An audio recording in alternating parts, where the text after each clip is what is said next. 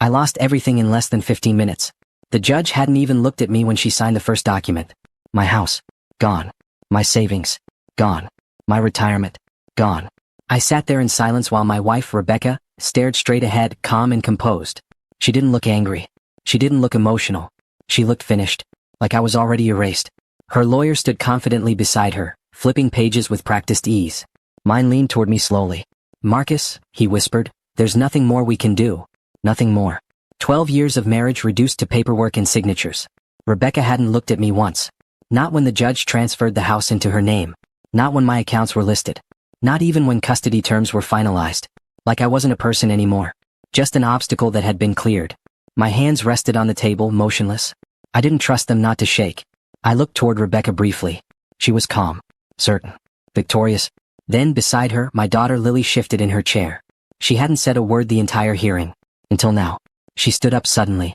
Her small voice cut through the courtroom silence. "Your Honor," she said, her hands trembling slightly, "can I show you something?" The judge frowned. Rebecca turned sharply. And for the first time that day, my wife looked afraid. Rebecca's hand shot out instantly and grabbed Lily's wrist. "Sit down," she whispered sharply. Too sharply. Lily froze. The judge noticed. "Mrs. Hale," the judge said calmly, "let her speak." Rebecca hesitated. That half-second told me everything. She wasn't worried about embarrassment. She was worried about exposure. Slowly, Rebecca released her. Lily stood there, small and fragile in a room built for adults who destroyed each other politely. She looked at me first. Not her mother. Me. Her eyes were wet but steady. "I found something," she said quietly. Rebecca stood up suddenly. "Your Honor, she's a child. She doesn't understand." "Sit down," the judge said firmly. Rebecca obeyed. But her composure was gone now. Her fingers tightened around the edge of the table. Lily reached into her backpack with shaking hands and pulled out a small black phone. Not hers. Rebecca's. "I wasn't trying to snoop," Lily said softly. "Mom left it in the kitchen last week." My chest tightened. Rebecca's face went pale. "She was in the garage," Lily continued, her voice breaking slightly. "She didn't know I was still inside." Rebecca stood up again. "This is inappropriate. This has nothing to do with—" "Enough," the judge said. The courtroom was silent now. Everyone was watching Lily. She held the phone carefully, like it was heavier than it looked. Then she said the one sentence that made Rebecca stop breathing. She was talking to someone about Dad's accounts. The air in the courtroom changed instantly. Not loudly, but completely. Rebecca didn't move, didn't blink. Her entire body had gone still. "What do you mean?" the judge asked Lily gently. Lily looked down at the phone in her hands. "She was in the garage," Lily said quietly. She said, "Once the court signs everything, he won't be able to touch it. He'll have nothing left." My stomach dropped. Rebecca's lawyer stood up quickly. "Your Honor, this is hearsay. A child's interpretation." Lily shook her head. "I recorded it," she said. Silence. Complete silence. Rebecca turned toward Lily slowly. Not angry. Terrified. The judge leaned forward. "You recorded it?" Lily nodded and held up the phone. Rebecca's lawyer stepped in immediately. "Your Honor, we object to any unauthorized recordings." The judge raised her hand. "I will decide what I consider." Rebecca's breathing had changed now. Faster. Shallow. Her perfect composure was gone. The judge looked directly at Lily. "Can you play it?" Lily's hands trembled as she unlocked the phone. Rebecca stood up suddenly. "Your Honor, this is unnecessary." "Sit down," the judge said sharply. Rebecca didn't argue. She couldn't. Because she knew what was coming. Lily pressed the screen. And Rebecca's voice filled the courtroom. Cold. Calculated. Unrecognizable. "Once the judge signs it, everything transfers to me," Rebecca's recorded voice said clearly. No emotion. No hesitation. Just certainty. The sound of her pacing echoed faintly in the background. "He trusts the system," she continued. "He won't even realize what happened until it's over." My chest tightened. Every person in that courtroom heard it. Rebecca's lawyer froze beside her. The judge didn't interrupt. Didn't blink. The recording continued. "I moved the money months ago," Rebecca said casually. "Into accounts he doesn't know exist." The words hit harder than anything else. Not anger. Not betrayal. Planning. Preparation. Intent. Rebecca stood there now, motionless, staring at the floor like she could disappear into it. The recording ended. Silence followed. Heavy. Permanent. The judge slowly turned her eyes toward Rebecca. "Mrs. Hale," she said calmly, "is that your voice?" Rebecca opened her mouth. Closed it. Opened it again. Nothing came out. For the first time in 12 years. She had no control over the situation. Her lawyer stepped forward quickly. "Your Honor, context matters." The judge raised her hand. "No," she said firmly. Then she looked down at the file in front of her. The same file that had just taken everything from me minutes earlier.